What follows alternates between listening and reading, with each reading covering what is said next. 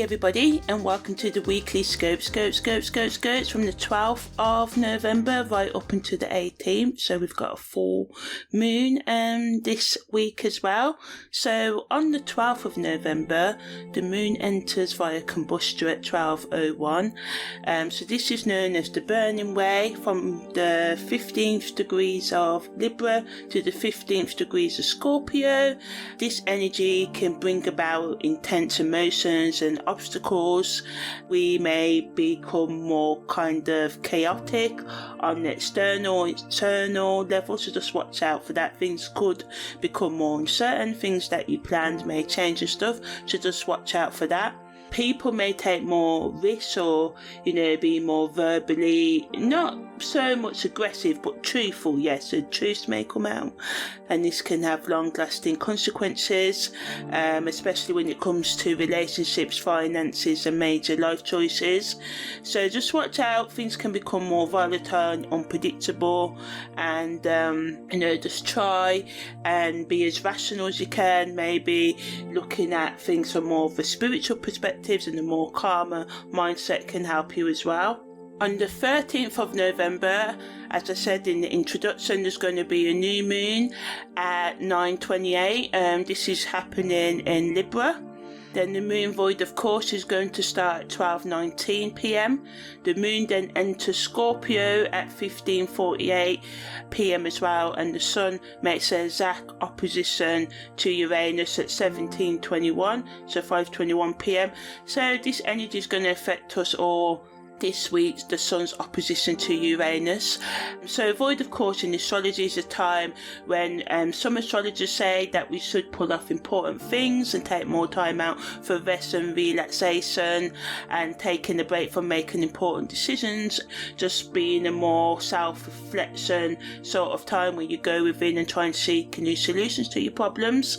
The moon in Scorpio brings intense emotions as well, and the moon's already sort of in via combustor, so this energy is amplified right now as it's moved from Libra into Scorpio. So this can allow us to go into the depths of our subconscious mind, our psyche, and allow for deep insights that can lead to transformative experiences and personal growth in the long run. Some of you may just experience it deeply at this time. It also can increase our intuition or our deductive logical reasoning as well. This energy is best used to seek psychological, spiritual and emotional balance at this time as well. As I said, the sun is making an opposition to Uranus.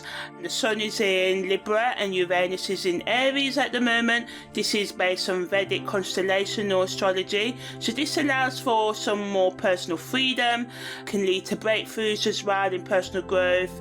People may become more innovative or look to alternative healing and just alternative ways at looking at things and seeing the world and seeing themselves and their relationships. The best use of this energy is to embrace new opinions and new ways of being and let go of old patterns that no longer serve you. Although, this energy can also bring sudden disruptions just because it allows for a lot of change. This energy will be affecting us all of this week as well, so there may be a general sense in the general public of restlessness and rebellion, and this can lead to us making more impulsive decisions or just having conflicts with people, verbal or even physical in the worst case, but the peace energy of Libra can help us come to beneficial resolutions or just walk away from distractions and conflict right now as well. There's a new moon today, as I said, if you want to hear all about that. New moon is about embracing new things, so it's supporting that sort of sun opposition Uranus energy as well. So if you want to know more about the new moon, just check out the separate audio that I've done for it in the playlist as well. So on the 14th of November, the moon void, of course, starts at 2:45, and the moon also leaves via combustor at 6:56 as well.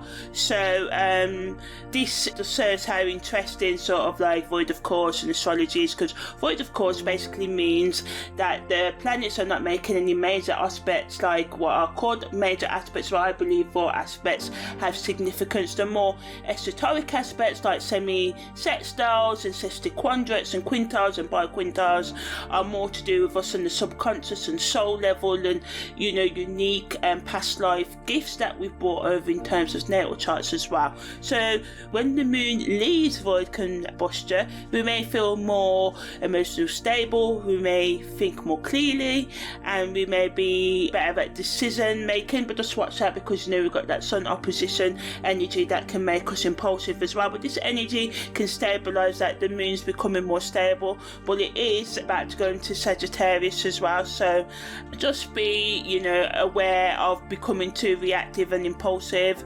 Try and, you know, make peace in relationships as well and resolve conflicts, and to just be more level-headed in your approach to life right now as well, and just be more aware that some people may be acting irrational as well. You know, we must always work within our boundaries, but this helps you not be so reactive, you know, to people's what you see may be a slight or disrespect or anything like that, you know, or a comment said or act said to upset you and stuff.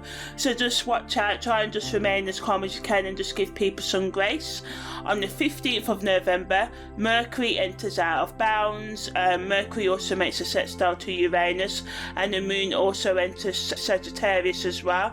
So Mercury entering out of bounds can help us be more unconventional in our thinking and communication, increases our creativity, our uniqueness and our problem solving. But negative, it can make thoughts be scattered, and we can become more sort of like add to the miscommunication and arguments I was mentioning earlier, so watch out for that. Mercury sextile to Venus can help us be more proactive in our conversations and be more diplomatic, so, you know, again adds to that peace energy that we need, because there's a lot of energies that's kind of been messing with that. At 9:31 the moon enters Sagittarius, so this allows us to be more optimistic and seek adventure as well, and to, you know, seek out new experiences, but it can make us more impulsive as well and add to that energy. So as I said, you know, Mercury sextile to Venus is welcome, allowing us to find more balance within ourselves and just be more aware. If you want to know more about the moon entering Sagittarius, check out the pre-recorded playlist, it's on there. On the 16th of November, Mars enters Scorpio as well. So I'm doing an in-depth audio as I do. And the Sun enters Scorpio as well. And again, I'm going to do another in-depth audio about that, but I'm just going to talk briefly about it. So if you want to know more about these, check out those in the playlist as well. The Moon also enters its crescent moon phase as well. So Mars entering Scorpio allows us to be more determined and brings that intensity. And the Sun, as I said, is going in there. So this is like a lot of fiery sort of pushing us and emotional energy as well, you know, Mars and Scorpio and Pluto as well. And Pluto and Mars is said to co-rule Scorpio, and Mars, of course, you know, rules Aries in astrology as well. So this allows us to be more decisive in our thought and action processes as well. Allows for more increased self-awareness. The energy of the Sun entering Scorpio, increasing our intuition and empowering us to, you know, best use to tackle any like deep-rooted behaviour and thought, relationship patterns that are toxic and holding us back as well. So it's best used for emotional healing, self-awareness and personal development. Mars and Scorpio can, on the negative end, add to the stubbornness and conflicts and possessiveness and leading to power struggles. So as I said, with the Sun's opposition to Uranus and then this Mars and Scorpio as well, so it's important to channel these energies wisely and avoid being too controlling or manipulative. The Sun in Scorpio can also make us more secretive and prone to obsessions, bring out jealousy and us being more vengeful. This can lead to destructive behaviour, so it's crucial to maintain balance and avoid getting too caught up in negative emotions. The best use of this energy is to, you know, use it to end conflict and to go after your goals and ambitions and focus on your career or educational personal development as well, setting clear goals and taking decisive actions towards achieving them as well. But just watch out for becoming possessive and controlling in your goals and other people doing that as well. So yeah, the best use of this energy of today and this week is to just really go deep within and address and confront those unresolved issues on the psychological, emotional, spiritual level, or even on the relationship level that are holding you back. And with the new moon energy as well, this is helping you as well. Allowing your intuition to guide you towards, a better life for yourself as well, and watching out for jealousy and being secretive and obsession as well, and just to focus and embrace your personal development wholeheartedly. On the 17th of November, the moon void of course starts at 16 minutes past midnight, all time zone in British winter time now, GMT 0. But yeah, anyway, the Mars also trines Neptune at 8:36 a.m. The Sun also makes a trine to Neptune at 2:52 exact, but both these energy will be affecting us right up until about the 22nd of November. So we can use this energy of Mars' trine to Neptune to be more creative, imaginative, and have more empathy to others. This is another aspect that helps with like spiritual awareness and self-awareness, allowing us to sort of like take time out to be more creative, maybe do some charity work or giving back to our friends and family or community some other way, and just making us more compassionate. But it can also make us more manipulative, ignoring red flags on purpose because we just want to escape and not face the truth right now. Also, with all Neptune energy and it's kind of double today, it can always lead us to be more sort of like do our self-destructive habits, whether that be drinking excessively, taking drugs, excessive, sexual sort of, just doing too much on the hookup level. So anyway, it's important to stay grounded and discerning and just use our judgment and just think before we do things right now, whether it's making ourselves assertive or giving into our self-destructive tendencies, escaping and being unrealistic and just wanting to live in sort of like a fantasy land because you don't want to face reality. And it can be so hard. There's a lot going on the worldly level, and then we've got our own personal strains and stuff. So I get it, I understand, but just try and be more compassionate with yourself as well, more tender and gentle with yourself and others, and try and use music or gaming or art or something not so toxic to maybe just block out your emotions, not so completely, but just take sometimes we don't want to be dealing with emotions all the time. Like, I'm not one of those people that deal with it all the time. We must deal with them, but we must also have time where we just chill out for a bit as well. So just practice acts of kindness and empathy to yourself and others. Allow your intuition or deductive reasoning, your logical mind, guide you to making better decisions and just giving you solutions to your problems right now, so that we can make decisions that align with our desires and what's best for us as well. The Sun's trying to Neptune as well, so as I said, double Neptune energy, so this increases the risk of trying to escape into our addictions and stuff, but it also allows for us to be more meditative and tap into our spiritual selves. But just watch out, as I say, it's best to try and enter the psychic realms when we're grounded, because just like we have people trying to misguide us on the earth plane, they are, stuff like that on the spiritual level that can misguide us. The whole point of spiritual awakening is like seeking help from, guidance, astrologers and life coaches and stuff like that, or religious leaders, however your path works for you.